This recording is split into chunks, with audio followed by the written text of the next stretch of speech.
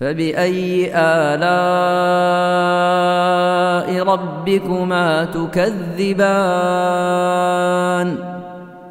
Iya, jamaah itu ada beberapa penafsiran dari para as-salaf. Tapi semuanya kembali kepada dua hal. Jamaah di dalam kebenaran dan jamaah di dalam badan kebersamaan. Iya, jamaah dalam kebenaran itu artinya mengikuti Al-Quran dan As-Sunnah sesuai dengan jalannya para sahabat dan para a'imah yang mengikuti mereka dengan baik. Ini jamaah kebenaran. Kalau jamaah badan itu kaum muslimin seluruhnya berkumpul di bawah pimpinan negara. Dipimpin oleh seorang pimpinan negara. Itu dua makna jamaah. Ini perlu diperhatikan pembahasan ini ya. Sebab ini kunci petunjuk untuk seorang penuntut ilmu.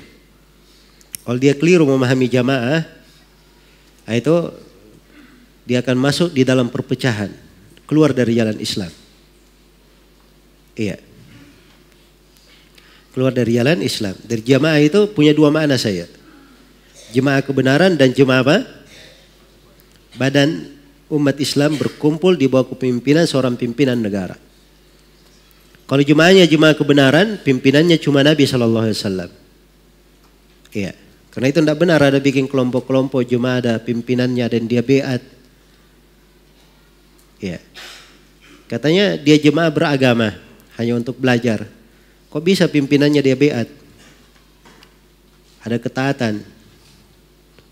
Ada sebagian orang lagi dia sederhanakan. Oh bukan beat kita pakai. Tapi mu'ahadah namanya katanya. Apa bedanya beat dengan mu'ahadah? Ya. Jelas ya? Ini hati-hati dalam penggunaan sebagian orang. Baik. Jadi ini semuanya mana jemaah yang keliru. Kalau jemaah kebenaran pimpinannya, panutannya, suri tauladannya hanyalah Rasulullah SAW. Karena itu Ibnu Mas'ud berkata, al-jama'atu ma wafaqal haqqa wa in kunta wahdak. Jamaah itu adalah apa yang mencocoki kebenaran walaupun kamu sendiri. Jamaah adalah apa yang mencocoki kebenaran walaupun kamu sendiri. Iya. Dan banyak dari as-salaf disebut si fulan ini adalah jamaah sendiri padahal. Ibnu Mubarak menyebut 3 orang di masanya. Iya. Sebagai jamaah. Karena mereka adalah simbol di dalam kebenaran. Simbol di dalam kebenaran. Nah, ini jemaah kebenaran namanya. Jemaah yang kedua adalah jemaah badan. Umat Islam dipimpin oleh apa? Pimpinan negara. Iya. Nah, inilah jemaah yang kedua. Jadi kalau dia di bawah pimpinan negara ya tidak boleh bikin jemaah di dalam negara. Jadi kalau ada yang bikin jemaah di dalam negeri ini, padahal umat ini di Indonesia dipimpin oleh seorang presiden muslim, itu artinya umat Islam dalam jamaah. Ada pimpinan negaranya. Jadi kalau ada yang bikin jemaah lagi di dalamnya perkumpulan, ada pemimpinnya, itu artinya bikin jamaah di dalam jamaah. Jelas ya? Nah, kalau sudah paham ini pembagian jamaah, maka akan mudah memahami hadits setelahnya.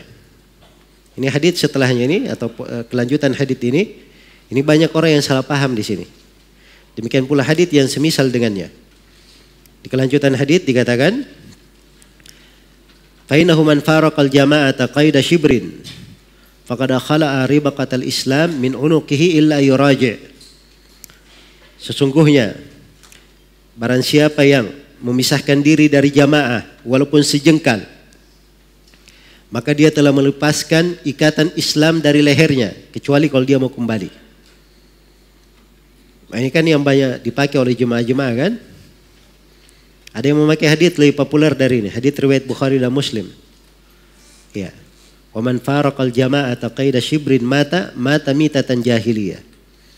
Siapa yang berpisah dari jemaah walaupun sejengkal kemudian dia mati, maka matinya adalah mati jahiliyah. Ini setiap jemaah pakai hadits ini. Ya. Ikut jemaah saya.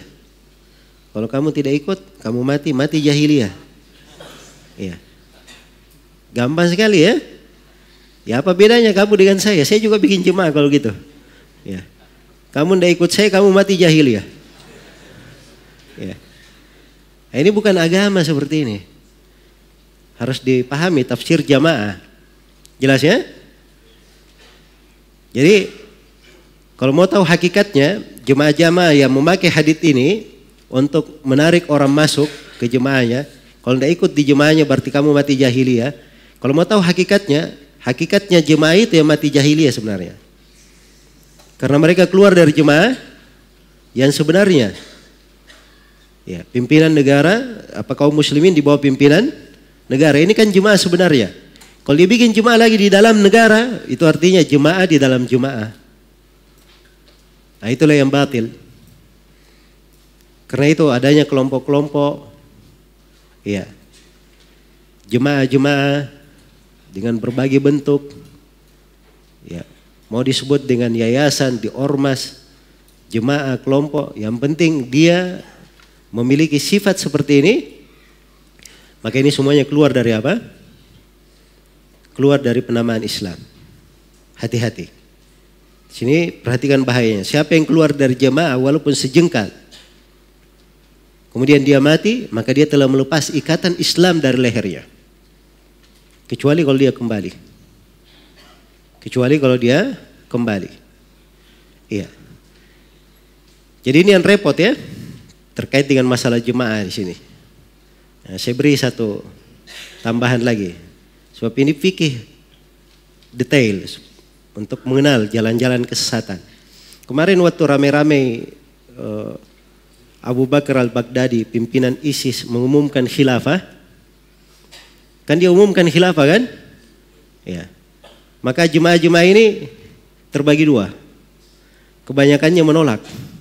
Tidak mengakui khilafah Abu Bakar Baghdadi. Ada yang ikut juga. Jadi bergabung, artinya bergabung bersama ISIS. Ya. Baik, yang repot ini, yang tidak bergabung ini. Kita anti ISIS, tapi perbuatannya sama juga. Ya. Bikin jemaah sendiri. Kenapa dia tidak mau gabung? Artinya kalau dia gabung, artinya jemaah dia batal. Makanya dia anti ISIS karena itu, menjaga eksistensi jemaah dia. Nah, itu hati-hati ya. Bukan karena masalah keyakinan, ini orang di atas batil. Milisi Al-Quran dan Sunnah, bukan itu. Masalahnya karena kalau kita akui jemaah ini benar, berarti jemaah kita harus bubar. Ya. Nah, itu harus tahu ya. Ini semuanya karena keliru di dalam memahami apa? Memahami jamaah. Ya. Jadi asalnya memang orang ini Abu Bakar Baghdadi dan semisal dengannya orang-orang jahil, tidak mengerti agama. Iya, tidak mengerti agama. Ya. Mengaku dirinya khalifah, di mana pemerintahannya? Hah? Di mana wilayah kekuasaannya? Pemerintah itu namanya pemerintah, dia memiliki wilayah kekuasaan. Terus yang kedua, dia sudah diakui oleh manusia, disepakati. Iya. Dia siapa yang mengakuinya? Jelas ya? Jadi ini semuanya orang tidak paham apa makna jamaah. Karena itu Imam Ahmad ketika ditanya apa itu jamaah, siapa yang merupakan pimpinan negara? Kata Imam Ahmad, kalau kamu masuk ke sebuah negeri, kamu tanya penduduk negeri ini, mana pimpinanmu? Semuanya menunjuk ke sana. Itu pimpinan negara namanya.